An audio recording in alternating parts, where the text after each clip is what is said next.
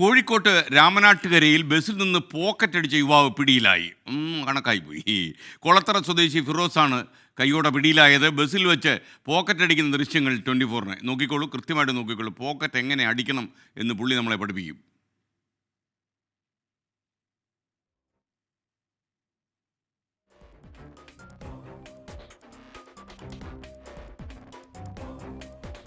ആളുമിടുക്കനാണെന്ന് തോന്നുന്നു.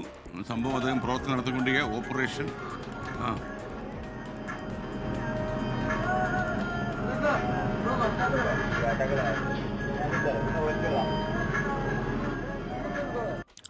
എന്തായാലും ആള് ബിരുദനാ.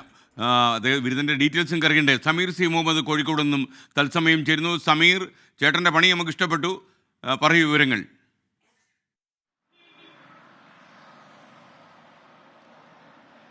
SKN ഒരു മോഷ്ടാവിൻ്റെ അതിവിദഗ്ധമായിട്ടുള്ള മോഷണവും അതുപോലെ തുടർന്നുള്ള സംഭവങ്ങളുമാണ് നമുക്ക് പ്രേക്ഷകരോട് പങ്കുവെക്കാനുള്ളത്.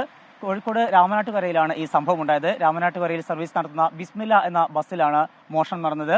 ആ സ്വകാര്യ ബസ്സിലെ മോഷണവുമായി ബന്ധപ്പെട്ട് മോഷണത്തിന് ഇരയായ വ്യക്തി പരാതി നൽകിയിരുന്നു. ഒരു മധ്യവയസ്കന്റെ പോക്കറ്റിൽ നിന്നാണ് 2000 രൂപ ഈ മോഷ്ടാവ് അടിച്ചുമാറ്റിയത്. പിന്നീട് ഈ അടിച്ചുമാറ്റിയതിന് തൊട്ടു പിറകെ തനിക്ക് ഇറങ്ങാറായി എന്നും തന്റെ ബസ് സ്റ്റോപ്പ് എത്തിയെന്നും പറഞ്ഞ് വളരെ വേഗത്തിൽ പൈസ കൊടുക്കുകയും പെട്ടെന്ന് തന്നെ ഈ വ്യക്തി ഇറങ്ങിപ്പോവുകയും ചെയ്തു.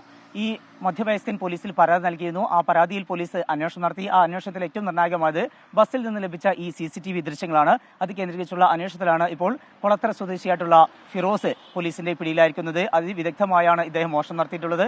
അതുകൊണ്ട് തന്നെ ഇതിനു മുമ്പും ഇത്തരത്തിലുള്ള പ്രവൃത്തികൾ ഇദ്ദേഹത്തിന്റെ ഭാഗത്തുനിന്ന് ഉണ്ടായിട്ടുണ്ടോ എന്നുള്ള കാര്യം പോലീസ് പരിശോധിച്ചു വരികയാണ്. ഏതായാലും ഈ CCTV ദൃശ്യങ്ങളുടെ സഹായത്തോടെ പ്രതിയെ ഫറൂഖ് പോലീസ് ഇപ്പോൾ അറസ്റ്റ് ചെയ്തിരിക്കുന്നു. SKN. Thank you. നമുക്കൊപ്പം ചേർന്നത് സമീർ സി മുഹമ്മദാണ്.